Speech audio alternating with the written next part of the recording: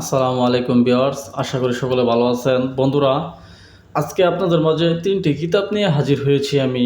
এই তিনটি কিতাব, একটা হচ্ছে যে কিতাবুল ফেরওয়ানা, আরেকটা হচ্ছে যে শয়তানের বাইবেল, আরেকটা হচ্ছে আদি ও আসল কামরূপ কামাখ্যার কালো জাদুর কিতাব। তিনটা কিতাবের মধ্যে কী পার্থক্য আজকে সেটা আপনাদেরকে আমি দেখাবো ইনশাল্লাহ। দেখেন, আপনি যদি কাউকে বান মারার চেষ্টা করেন, যেমন আপনি বান বিদ্যা প্রয়োগ করবেন, বান বিদ্যা শিখবেন, তাহলে কিন্তু এই দুইটা কিতাব আপনার জন্য খুব ভালো হবে। শয়তানের বাইবেল, এটার মধ্যে প্রায় 3000 বান বিদ্যা দেওয়া আছে, বান মারার বিদ্যা।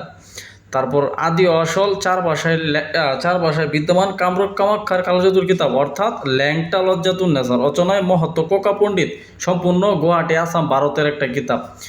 এই দুইটা কিতাব যদি আপনি নেন, তাহলে আপনি কি কাজের লাগে বিখ্যাত বান মারতে পারবেন, মানুষের মধ্যে বান, চালান, কুফুরি কালাম এগুলো করতে পারবেন এই দুইটা কিতাব দিয়া।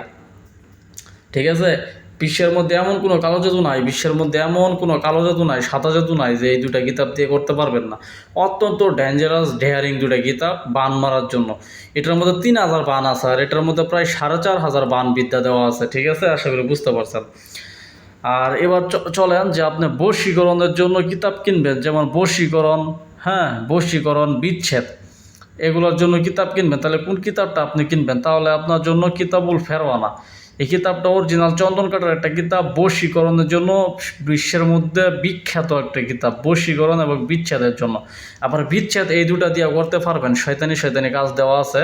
তবে এই কিতাব হচ্ছে বশীকরণের জন্য হেভি পাওয়ারফুল, এই দুটা দিয়েও বশীকরণ করতে পারবেন। দেখেন, একটা কিতাব যে সময় বানানো হয়, প্রকাশিত হয়, সে সময় কিন্তু কিতাবের মধ্যে শুধু বান মারার বিদ্যায় দেওয়া থাকে না, বশীকরণ, বান, বিচ্ছেদ, জাদু, টনা, উচ্ছেদ, শত্রুদমন, সকল বিদ্যায় কিন্তু দিয়া তারপর কিন্তু বইটা প্রকাশিত করা হয়।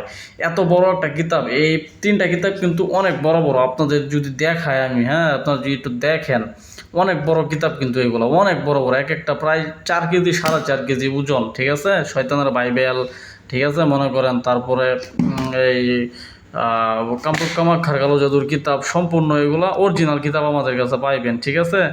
অরিজিনাল কিতাব পাইবেন, এবং কিতাবের সাথে একটি জাফরান কালি পাইবেন, অরিজিনাল পাকিস্তানি জাফরান কালি, একটি তাবিজ লেখার উন্নত দোয়াত কলম, এবং একটি রঙিন এজাজতপত্র, স্ট্যাম্প, সিল, স্বাক্ষর সহ পাবেন। ঠিক আছে? আশা করি বুঝতে পারছেন।